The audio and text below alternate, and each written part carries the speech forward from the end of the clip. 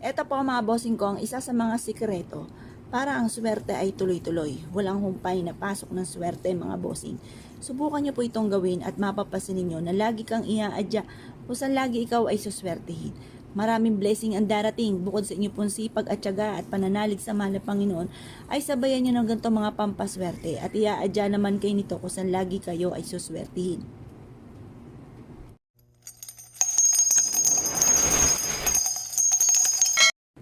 Para laging malaki ang inyo pong benta at lagi po kayo suswertehin, mas mainam mga bossing ko na gawin nyo po ito mga bossing ko bago umalis ng inyo pong tahanan. At ang dulot po nito ay swerte mga bossing.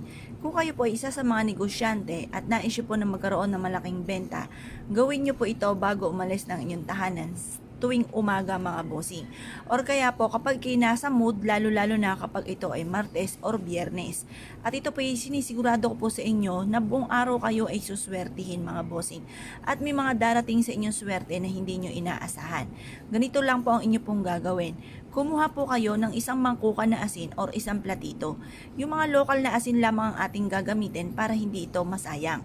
Para po konting halaga lamang po ang inyo pong magagastos mga bossing. 20 pesos na asin sa palengke or sa bangketa sa may kariton ay napakarami na. Kaya yan na lang po inyo pong gagamitin.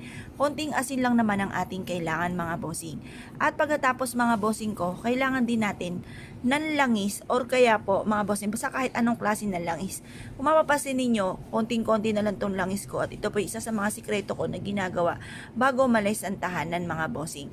Ang gagawin nyo lamang po mga bossing ko ay mainam na ihaplos nyo po muna mga bossing ko ang asin sa inyo pong mga palad. Yan. Kagaya po nito mga bossing. Teka po, ayusin lang natin mga bossing ko itong hawakan ko ng cellphone para mapakita natin ng maayos mga bossing.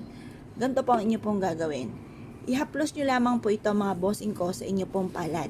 Alisin po muna natin ang mga negatibong enerhiya sa inyo pong palad na nagdudulot ng kamalasan sa araw-araw na ginagawa po ninyo ay parang lagi na lamang pong pansin po ninyo ay mailap ang swerte. Kaya palapitin po natin ang swerte. Ihaplos nyo lamang po ito mga bossing ko sa inyo pong palad.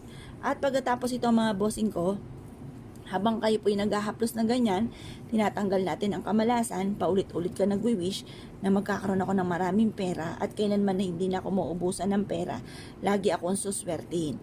Pagkatapos po niyan, kapag po ito yung naipahid nyo na mga bossing, kunin nyo po itong baby oil mga bossing ko at magpahid kayo sa inyong palad para manuot mga bossing ko, dumikit ang swerte mga bossing. Yan.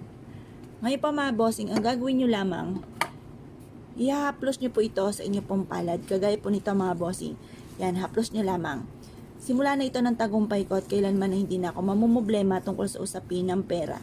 Ugaliin nyo po ito na gawin mga bossing ko at mapapansin nyo po mga bossing ko na instead na nagiging mailap sa inyong swerte ay mas higit kayo nalalapitan ng swerte at mapapansin niyo po na mas magiging magaan ang daloy ng pera. Bagamat nabibili nyo lahat ang mga pangangailangan at tunay namang nababawasan ng ating pera, ay may mga dumarating na hindi nyo inaasahan na solusyon kagad sa mga problema.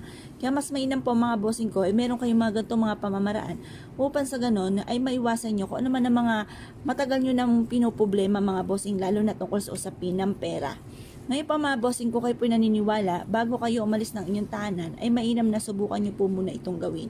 Kaya kung kayo po naniniwala at naisyo po itong gawin, ay siya mga bossing, good luck po sa inyo po lahat.